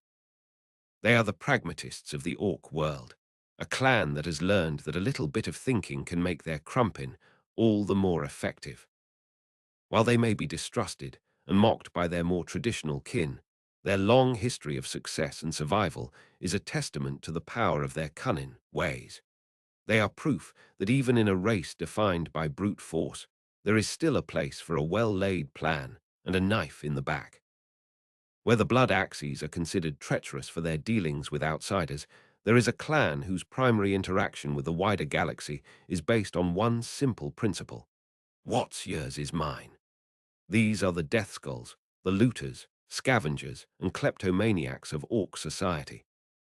A Death Skull Orc believes that any piece of equipment, any vehicle, and any weapon that is not currently bolted down, and even some that are, is rightfully theirs for the taking. They are masters of salvage and appropriation. Their warbands a bizarre and eclectic collection of stolen and repurposed technology from every corner of the galaxy. Their clan color is blue, which they believe is a lucky color that will protect them from harm and guide them to the best loot. As such, they will slap a coat of blue paint on anything they salvage, from a lemon rust battle tank to a downed Eldar grav flyer. This often results in their war machines being a patchwork of different colors and technologies, with the unifying blue paint being the only thing that marks them as belonging to the Death Skulls. Their clan symbol is a horned skull, often painted in a ghostly blue, a fitting emblem for a clan that profits from the death and destruction of others. A Death Skull Warg is less of a cohesive army and more of a ravenous swarm of scavengers descending upon a battlefield. They are drawn to conflict like vultures to a carcass, eagerly waiting for the fighting to die down so that they can rush in and pick the battlefield clean. They are not picky about where their loot comes from. They will happily steal from their enemies, their allies, and even from each other. In a Death Skull camp, it is common practice to chain down one's most valuable possessions, as anything left unattended is likely to be liberated by a fellow clansman. This obsession with looting has made the Death Skulls surprisingly adept at operating and maintaining a wide variety of alien technology. Their mech boys are some of the most skilled in the galaxy, not because they are better inventors, but because they have had to learn how to repair and modify a dizzying array of captured equipment. A Death Skull mech might be seen trying to mount a Tau railgun onto an Imperial Chimera chassis, or attempting to hotwire the engine of a Necron Ghost Ark. The results are often unpredictable and highly explosive, but their ingenuity and adaptability are undeniable. In battle, Death Skulls field large numbers of looters, orcs who have become so obsessed with acquiring new guns that they will permanently graft heavy weaponry onto their bodies. A mob of looters will unleash a storm of indiscriminate fire, their diff guns cobbled together from every heavy weapon imaginable. They are also known for their large numbers of ramshackle war machines, each one a unique creation built from salvaged parts. A Death Skull battle wagon might have the turret of a Predator tank, the tracks of a construction vehicle, and the engine of a crashed fighter jet, all held together with rust, rivets, and a thick layer of lucky blue paint. The Death Skulls also have a strange and superstitious reverence for their fallen comrades. They believe that the spirits of the dead can bring them good luck, and they will often carry the skulls and bones of their ancestors into battle as talismans. This also extends to their bionics. A Death Skull orc who loses a limb will see it as an opportunity to loot a replacement part, be it from a fallen foe or a conveniently incapacitated comrade. Their mad docs are experts at battlefield surgery, their operating tables littered with a macabre assortment of scavenged limbs and organs. While their methods may be chaotic and their motives avaricious, the Death Skulls are a formidable force on the battlefield. Their ability to salvage and repurpose enemy technology means that they can often turn their opponent's strengths against them. They are the ultimate recyclers of the 41st millennium, a clan that sees every battle as an opportunity for profit and every piece of wreckage as a potential upgrade. They are a testament to the orc belief that waste is a crime, especially when there's a perfectly good gun just lying there for the taking. Their lucky blue warbands are a constant threat, a reminder that in the grim darkness of the far future, it is always wise to keep a close eye on your belongings. Finally, we come to the clan that is, in many ways, the ideological opposite of the Death Skulls and their love of scavenged technology. These are the Snakebites, the most primitive, traditionalist, and Luddite of all the orc clans. The snakebites reject most forms of advanced technology, believing that it makes orcs soft and weak. They adhere strictly to the old ways, a set of ancient traditions and practices that emphasize self-sufficiency, physical toughness, and a deep connection to the natural world. They are the Amish of the orc race. If the Amish were 8 foot tall, muscle-bound killing machines with a penchant for giant, pig-like cavalry. A snakebite orc is a rugged and weathered individual, their green skin often covered in tribal tattoos, ritual scars, and crude war paint. They eschew modern armor in favor of cured animal hides and plates of bone, and their weapons are often simple, brutally effective tools like stone clubs, flint-tipped spears, and powerful bows that fire metal-tipped arrows. While they are not entirely without technology, they will still use simple firearms like sluggers, and the occasional big shooter. They view complex machinery with deep suspicion and distrust. They believe that true strength comes from an orc's own muscles and the raw, untamed power of the beasts they command. Their clan symbol is a venomous serpent, representing their resilience, their connection to the wild, and their use of potent toxins and poisons. They do not have a single clan color, preferring instead to use natural pigments and dyes made from plants, mud, and crushed minerals. A snakebite warband on the move looks less like an army and more like a migrating tribe of prehistoric savages, their banners adorned with feathers, skulls, and the flayed hides of their enemies. The snakebites are renowned throughout orc society for their mastery of squig breeding. They have an almost mystical connection to these bizarre and aggressive creatures, and they have cultivated countless different breeds for various purposes. From the common edible squig to the ferocious, building-sized squigoth, the snakebites are the undisputed masters of animal husbandry. Their runthurds are the most skilled in the galaxy, capable of taming and training even the most unruly of beasts. This expertise forms the backbone of their society and their way of war. In battle, the snakebites rely heavily on their vast herds of squigs. Their primary shock troops are the squig hog boys, ferocious warriors who ride into battle on the backs of massive, tusked creatures known as squig hogs. These cavalry units will crash into the enemy lines with the force of a runaway freight train, their mounts goring and trampling the foe, while the riders lay about them with their crude but deadly choppers. For heavier support, they employ the aforementioned squigoths, colossal living battle platforms that are covered in armor plating and bristling with heavy guns crewed by Gretchen. A charging squigoth is a terrifying sight, an unstoppable juggernaut of flesh and fury that can crush tanks and fortifications with ease. The leaders of the snakebites are often shamanistic figures, weird boys who have a deep connection to the warog and the spirits of the natural world. They will lead their tribes not just through strength, but through their wisdom and their ability to interpret the will of Gork and Mork. The snakebites are also known for their pain boys, who, lacking access to advanced medical technology, have become masters of herbal medicine and crude, but effective field surgery. They are famous for their use of venomous creatures in their medical practices, often using the bites of certain squigs to numb a patient or to cauterize a wound. The snakebites represent the primal, untamed heart of the orc race. They are a throwback to a more ancient and savage time, a living embodiment of the old ways. While other clans may see them as backwards and primitive, the snakebites see themselves as the purest and truest of orcs, uncorrupted by the weaknesses of technology and civilization. Their resilience, their toughness, and their mastery of the natural world make them a formidable force, a reminder that sometimes the oldest and most brutal ways are still the most effective. They are the progenitors of the beast snaggas, the foundation upon which that newer, more aggressive subculture was built, proving that the call of the wild is a powerful and enduring force within the greenskin soul. Thus, we see that the 6 major clans, for all their shared traits of belligerence and love for war, represent a surprisingly diverse spectrum of cultural philosophies. From the brutal traditionalism of the Goths to the cunning pragmatism of the Blood Axes, From the avaricious looting of the Death Skulls to the Luddite primitivism of the Snakebites, each clan offers a unique interpretation of what it means to be an orc.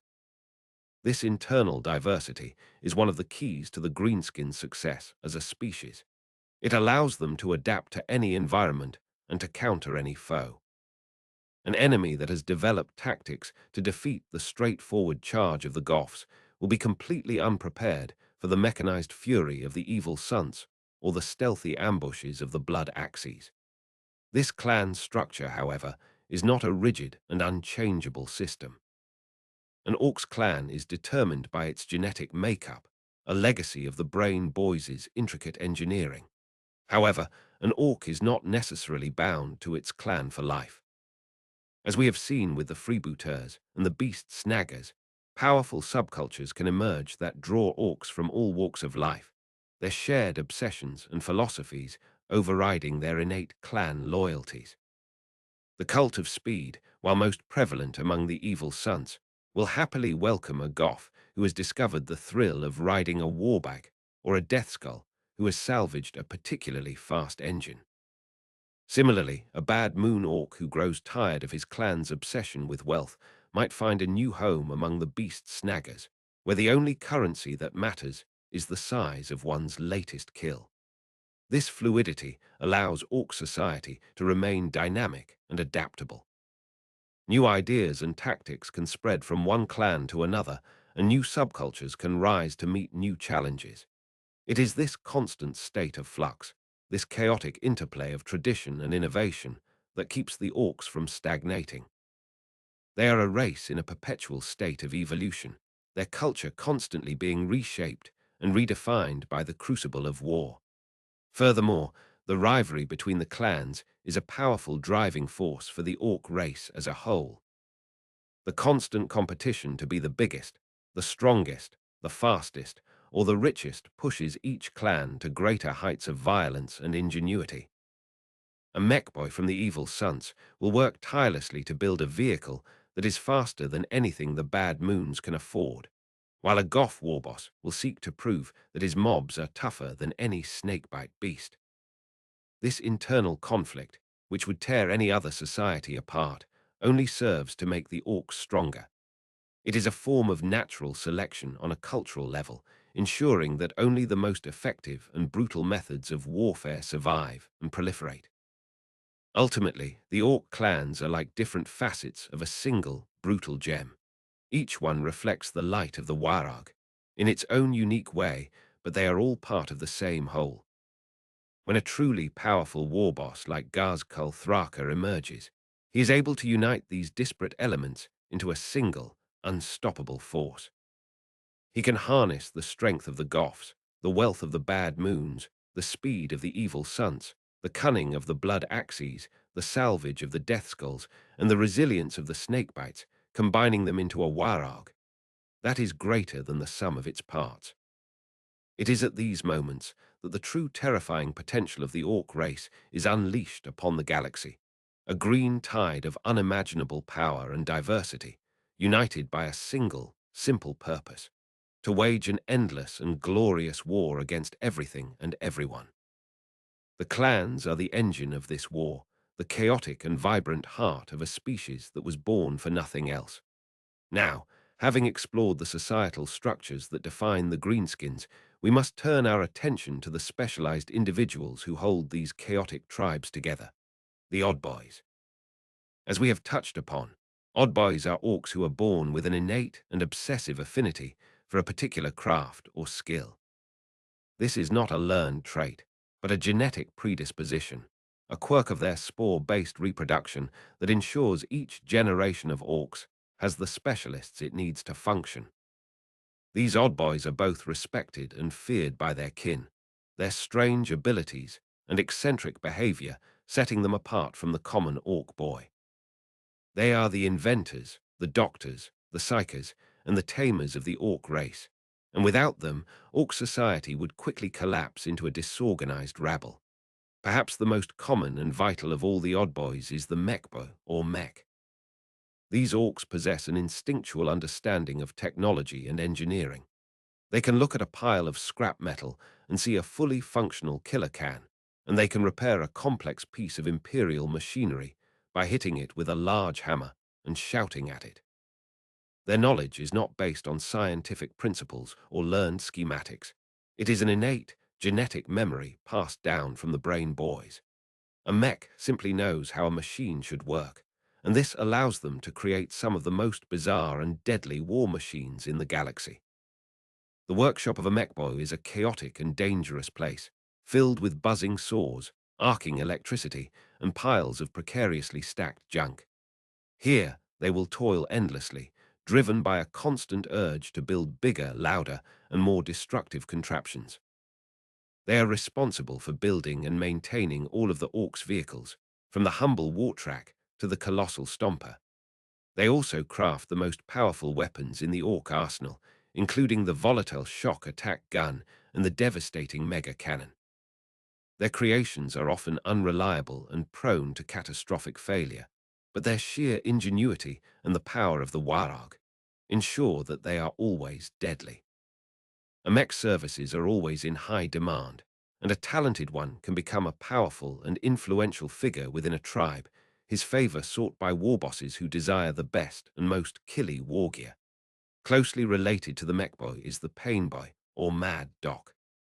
These are the surgeons, dentists, and medics of ork society. They have an innate knowledge of orkoid physiology, and they are responsible for patching up the boys after a battle. Their methods are, to put it mildly, barbaric. A pain boy's toolkit consists of rusty saws, oversized drills, and crude, piston-driven syringes. They have no concept of anesthetic, believing that pain is just a sign that a wound is being properly attended to. Their operating theaters are charnel houses, filled with the screams of their patients and the sickening crunch of bone. Despite their brutal methods, pain boys are surprisingly effective.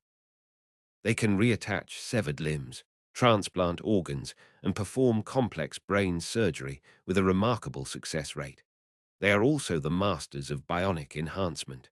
An orc who has lost a limb in battle will often be upgraded by a pain boy with a crude but powerful cybernetic replacement. These bionics are often scavenged from scrap metal or even from other creatures, and they are grafted onto the orc's body with little regard for comfort or aesthetics. However, they are always brutally effective, turning a wounded warrior into an even more dangerous part machine killer. A pain boy is a terrifying but essential figure in any warband, his grim work ensuring that the boys can keep fighting, no matter how grievous their injuries. Then we have the weird boys, the psychers of the orc race. A weird boy is a living conduit for the collective psychic energy of the Warog. As the orcs around him get more excited and aggressive, the Warog energy builds up inside the weird boy like steam in a boiler. This gives him access to immense and unpredictable psychic powers. He can unleash bolts of pure energy from his eyes, teleport entire mobs of boys across the battlefield, or even cause an enemy's head to explode with a focused psychic scream. However, this power comes at a terrible price. A weird boy has little control over the energies that flow through him, and if the Warog energy becomes too strong, it can have disastrous consequences. A common side effect is that the weird boy's head will explode in a spectacular shower of green energy and brain matter, often taking several nearby orcs with him. To mitigate this risk, weird boys will often carry copper staves to help them ground the excess energy, and they are sometimes accompanied by a minder, a grot or orc whose job it is to whack the weird boy on the head if he looks like he's about to overload. They are living, unstable weapons. Their minds a gateway to the raw, untamed power of the Warog, and their presence on the battlefield can turn the tide of a battle in an instant, for better or for worse. Finally, there are the Runthirds, the animal tamers and slave masters of orc society. A Runthird has an innate knack for controlling the lesser creatures of the orcoid ecosystem, particularly Gretchen and Squigs. They are responsible for breeding, training, and herding these creatures, using a combination of crude incentives and brutal discipline to keep them in line. A Runthird is a master of the whip and the grabber stick, a long pole with a pincer at the end used for snagging unruly grots. They are vital to the orc war effort, as they provide a steady supply of cannon fodder, food, and living ammunition.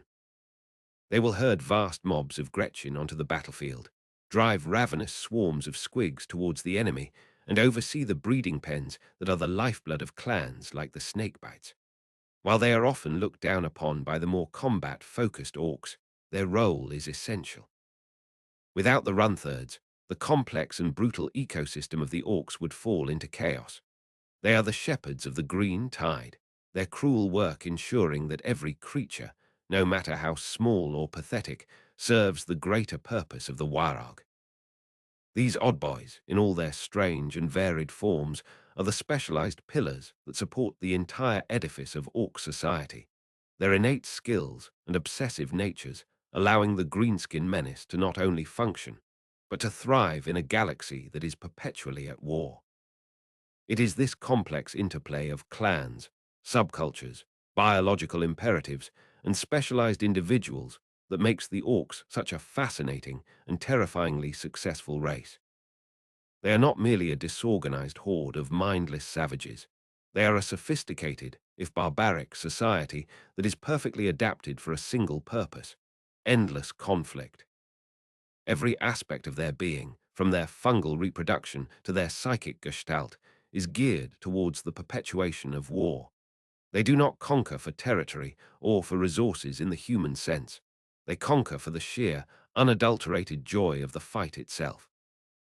They are a force of nature, a green tide that washes over the galaxy, scouring it clean with the purifying fire of battle. To underestimate them is a fatal mistake, one that countless civilizations have made throughout the long and bloody history of the galaxy. To see them as simple brutes is to ignore the cunning of the blood axes, the ingenuity of the mech boys, and the strategic genius of a leader like Gars Thraka.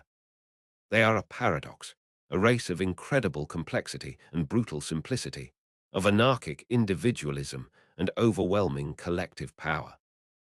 They are the embodiment of war in its purest, most primal form.